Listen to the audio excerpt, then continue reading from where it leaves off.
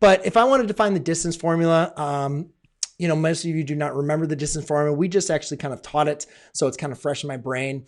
But basically, if you just think of like plotting 2 points and then using, the Pythagorean theorem, you can arrive at the distance formula.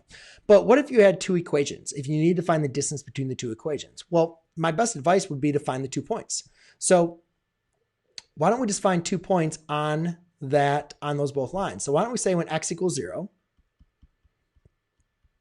and let's just plug when x equals 0 into this equation, I have y equals 5. So therefore, I have a point 0, 5 here. And then if I said x equals 0 to the other equation, then I'd have y equals -4 times 0 plus 7. So therefore, this would be y equals 7. So my other point is going to be 0, 7. All right? Now, actually, I don't really need to use distance formula for this, but I guess I could. 1, 2, 3, 4, 5. And then 1, 2, 3, 4, 5, 6, 7. So hopefully you can see that the distance between those is going to be 2, right? Now, because again, you could just count them. Now, what if they weren't on the, what if they weren't on there? Like, what if I had another point, I don't know, 1, 2, 3, 4, 5, 5, 1. Like, how would you find that distance there? And let's do 0, 5 here. Okay, so this is the answer. One question actually a student wanted, but I don't know why.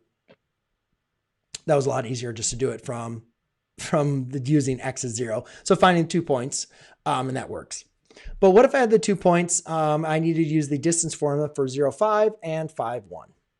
Well, again, if you create a little triangle here, which we call like a slope triangle, basically the Pythagorean theorem says if you can be able to find these 2 side lengths and then you find the sum of the 2 squares of those 2 sides, that's going to equal to the hypotenuse squared. So basically what I want to do is find the the vertical change and the horizontal change. So we can call this like x1, y1, call this x2, y2. And that's why the the distance formula basically is saying that the horizontal change, which is basically going to be 5 minus 0 quantity squared, plus the vertical change, which would be 1 minus 5, right? And again, like you can just count that. Like you don't need to do 1 minus 5. But if you think about it, like 1, 2, 3, 4, right? So it's either change positive or negative, but it doesn't matter because you're going to square them, equals the distance squared. And then obviously you'd square root both sides. 5 minus 0 is going to be 25. I'm not really doing the full distance formula, as you can see. 1 minus 5 is going to be -4. -4 squared is going to be positive 16. D equals the square root of 41.